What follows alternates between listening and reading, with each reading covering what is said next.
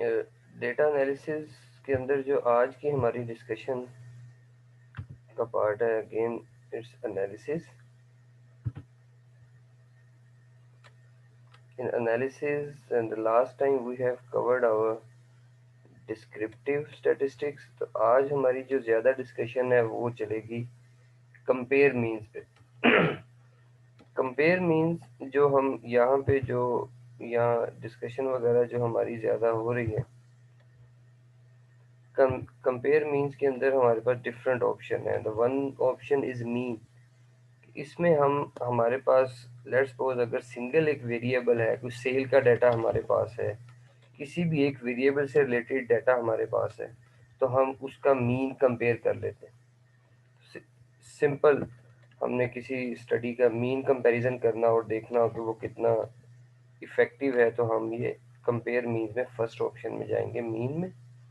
और इसके अंदर अगर हम कंपैरिजन करना है बिटवीन टू वेरिएबल में कि हमारे पास उसके मीन कंपैरिजन में क्या है, let's suppose the first variable is dependent and another variable is independent, तो हम ऑप्शंस में हम हमारे पास different mean, number of cases, standard deviation is already selected. तो इस केस के अंदर हम अगर सिंपल मीन्स का कंपेयर करें तो हमारे पास आउटपुट आएगी. If we see the output here,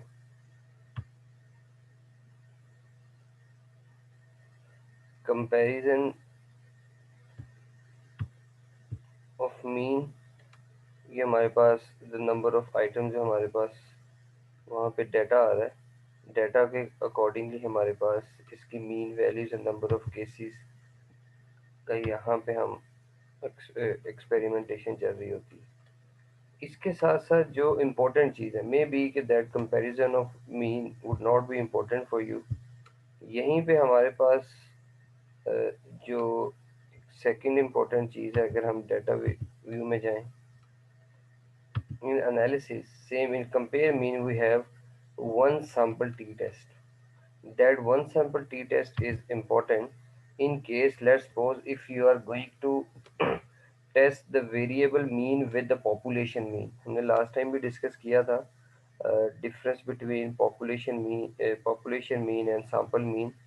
population आपकी ओवरऑल जो स्टडी है उसको हम डिस्कस कर रहे होते हैं कि लाइक द होल रिस्पोंडेंट और unit of analysis. if we are going to select a certain people from the population, or with that assumption sample results will represent the population results.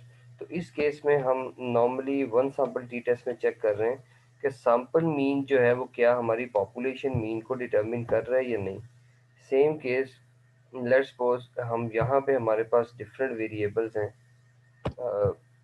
किसी भी एक के ऊपर अगर हम ये चेक करना चाहते हैं कि ये डाटा हमारे पास है इस वेरिएबल का, कि हमारे पास टारगेट वैल्यू है, पॉपुलेशन मीन हमें गिवन है, लेट्स सपोज पॉपुलेशन मीन हमें 3 गिवन है.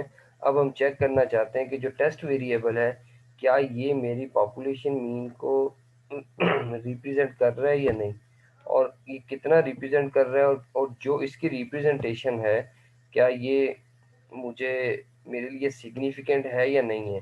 ये सिर्फ आप उस केस में ये एनालिसिस करते हैं कि in case you are going to compare the sample value with the population values, और पॉपुलेशन वैल्यूज आर नोन. तो उस केस में हम नॉर्मली ऐसी स्टडी करते हैं. और उन लोगों के लिए जो may be Scandi data use कर रहे हैं उनके लिए ये हेल्पफुल होगा.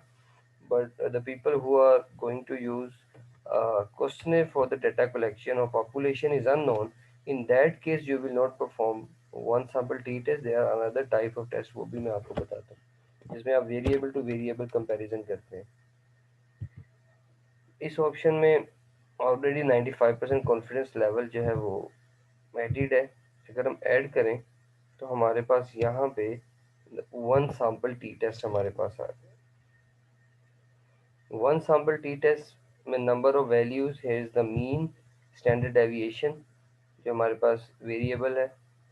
इस केस के अंदर हम ये चेक कर रहे हैं कि टेस्ट वैल्यू के अगेंस्ट क्या ये वैल्यू हमारी सिग्निफिकेंट है या नहीं है, कि ये वैल्यू जो हमारे पास है क्या ये हमारी टेस्ट वेरिएबल को बेटर वे के अंदर जस्टिफाई कर रही है वैल्यू या नहीं कर रही। If we see one sample statistics of mean it's 3.64, और अगर वन सैंपल में हम टेस्ट वैल्यू के अगेंस्ट इसकी वैल्यू को चेक करें तो t value is 11.305। It's very good value, it's a strong value. अभी मैं इसकी इंटरप्रिटेशन भी आपको बताता हूँ। अगेन डिग्री ऑफ फ्रीडम आपको मैं वैसे यहाँ पे इसकी कैलकुलेशन बता देता हूँ कि ये वैल्यू आती कैसे है। नॉर्मली हम क्या करते हैं, the number of sample, the number of observation जो हमारे पास होती हैं उसमें से हम माइनस करते हैं the number of variables. That's like here, अगर हमारे पास हम बात करें द नंबर ऑफ ऑब्जर्वेशन हमारे पास है 413, और 413 में से हमारे पास सिंगल यहाँ पे हमारे पास वन वेरिएबल है, तो डिग्री ऑफ फ्रीडम हमारे पास बन गया 412। तो ये स्टेटिस्टिकली आपकी इक्वेशंस के अंदर यूज होता है। अगर आप टी टेस्ट की कैलकुलेशन करेंगे मैन्युअली तो you need to calculate the degree of freedom, otherwise software आपको खुद ही इसकी कैलकुलेशन करके देगा। SIG value sir ji sir test value 3 का मतलब भी बता दें और ये भी बता दें कि टी टेस्ट हम कब यूज करते हैं। जी मैं वो भी अभी बताता हूँ। देखें, टेस्ट वैल्यू मैंने आपको बताई थी कि ये पॉपुलेशन वैल्यू है, मीन आपके पास होता है। अभी इसकी एक थोड़ी सी एग्जांपल लेते हैं। लेट्स सपोज प्रीवियसली, हिस्टोरिकली आपके पास एक वैल्यू आ रही है। अगर मैं फॉर्म के पॉइंट ऑफ व्यू से बात करूं, एक सेटिस्फेक्शन स्कोर है या जो भी स्कोर है, या एफिशिएंसी का स्कोर है, प्रोडक्टिविटी का स्कोर है, जो आपकी प्रोडक्शन डिपार्टमेंट में आ रहा है, और आप कहते हैं कि प्रीवियस हिस्ट्री से हमें पता चला कि हमारा जो प्रोडक्शन की एफिशिएंसी का स्कोर आ रहा है वो 3 आ रहा है आउट ऑफ 5। तो ये प्रीवियस हिस्ट्री से आपको पता चला और ये 3 है। अब आपने रिसेंट डाटा कलेक्ट किया और रिसेंट डाटा से आपने वैल्यू कलेक्ट की और वो वैल्यू आपको मिली, उसकी जो मीन वैल्यू थी इट इज़ 3.64। अब 3.64 रीसेंट डाटा की कलेक्शन है। अब आप इसको कंपेयर कर रहे हैं विद योर हिस्टोरिकल वैल्यू। वो जो हिस्टोरिकल वैल्यू है उसको मैं कह रहा हूँ कि इट्स अ पॉपुलेशन वैल्यू, या आपको एक गिवन वैल्यू है जिसके साथ आप इसको टेस्ट कर रहे हैं। तो वो टेस्ट वैल्यू हमारे पास 3 आ गई जो आपको प्रीवियसली अवेलेबल है, और रिसेंट वैल्यू जो हमारे पास आ रही है mean value from the observation, number of observation that are 413। इन ऑब्जर्वेशन से जो आपके पास वैल्यू आ रही है इट्स 3.64।